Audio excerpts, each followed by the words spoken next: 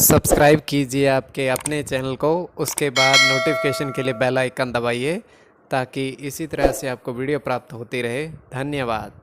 देखिए, कोई भी आपका स्वपन शुभ या अशुभ अर्थ के लिए आप सब्सक्राइब कर लीजिएगा। स्वपन फल के लिए जैसे सेब फल का ग्रहण करना अत्यंत शुभ, केतु शुक्र गणना के अनुसार माना जाता, और नाव का देखना अत्यंत शुभ, मंगल चंद्र गणना के अनुसार।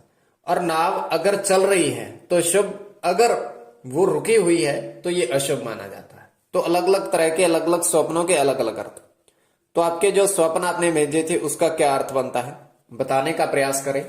चलिए, स्वप्न फल किस तरीके से प्रभाव आपका रह सकता है स्वप्नों का। हर हर महादेव, जय माता दी। प्रिय दर्शकों, कैसे हो आप लोग? उम्मीद करता हूं कि आप अच्छे होंगे, स्वस्थ होंगे और खुशहाल जिंदगी जी रहे होंगे। और ये मैं हमेशा प्रभु से आपके लिए प्रार्थना भी करता हूं, करनी भी चाहिए कि आप सब अच्छे हो, स्वस्थ हो, खुशहाल हो, आपका जीवन खुशहाली भरा हो, समृद्धि भरा हो, आपके जीवन में कोई कष्ट कोई परेशानी ना आए, यही हमारी कामना है।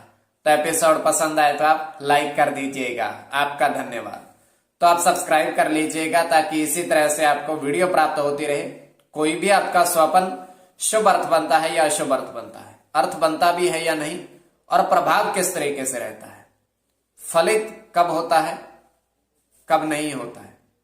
तो चलिए, जो आपके स्वप्न आपने भेजे थे उनका अर्थ क्या बनता है बताने का प्रयास करें। किंतु अलग अलग तरह के अलग अलग स्वप्नों का अलग अलग अर्थ बनता है। तो स्वप्न काल्पनिक सच्चाई नहीं होती, और जो हमारा स्वप्न है तृतीय पहर का, उसको बताने का आपको प्रयास करते हैं, शुभ या अशुभ अर्थ। तो कोई भी आपका स्वप्न शुभ या अशुभ अर्थ के लिए सब्सक्राइब कर लीजिएगा। तृतीय पहर का स्वप्न 2:48 समाप्ति का समय, और हम देख पा रहे हैं कि एक नाव चल रही है और उस पर 3 व्यक्ति बैठे हुए हैं। जल में नाव चल रही है, 3 व्यक्ति बैठे हुए हैं और सबके हाथ में एक एक नारियल है। तो वो नाव चलते चलते ही एक पहले और दूसरे और तीसरे व्यक्ति ने एक एक नारियल जो उनके हाथों में था प्रवाहित कर दिया। तो जैसे ही वो प्रवाहित किया, वो एकदम से ही नारियल अपने जल के प्रभाव से आगे निकल गया।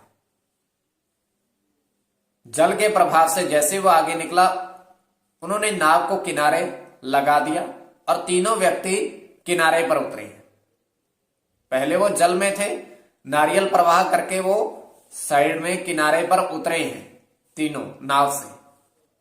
जैसे वो उतरे हैं तो अपनी जेब से 5-5 रुपए का सिक्का उन्होंने निकाला और उस नदी के जल में प्रवाहित कर दिया। नदी के जल में प्रवाहित कर दिया। तो ये केवल हमारा स्वप्न, आगे आपके विवेक के ऊपर इसको किस परिप्रेक्ष्य में ले रहे हो। आपके जो स्वप्न आपने भेजे थे, शुभ अर्थ बनता है या अशुभ अर्थ बनता है, जानने का प्रयास करते हैं।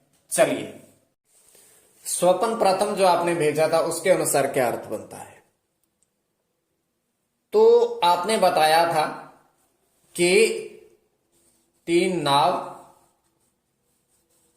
चलती देखी,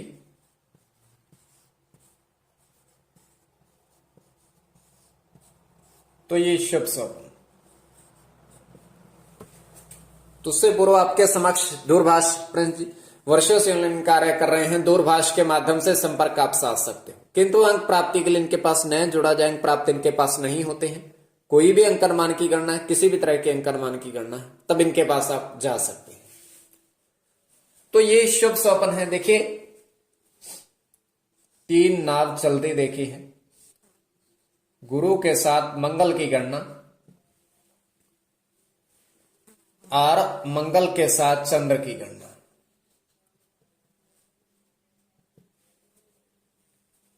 और केवल मंगल की गणना। और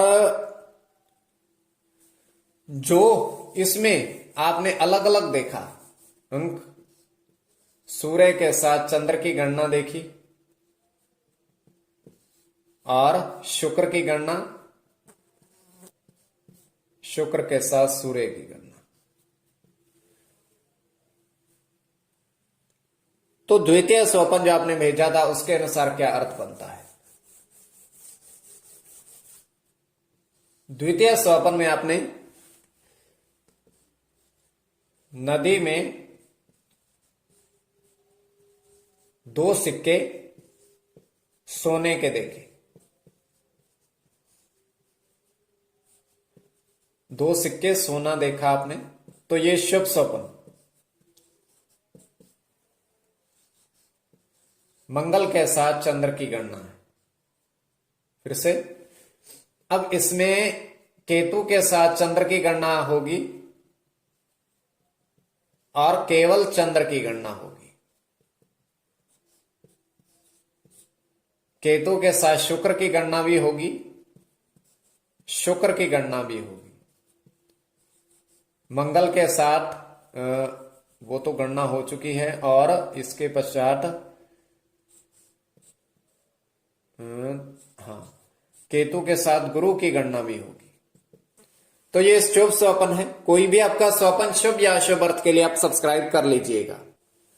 आपके समक्ष दूरभाष प्रेमी वर्षों से ऑनलाइन कार्य कर रहे हैं, दूरभाष के माध्यम से संपर्क आप साध सकते हो।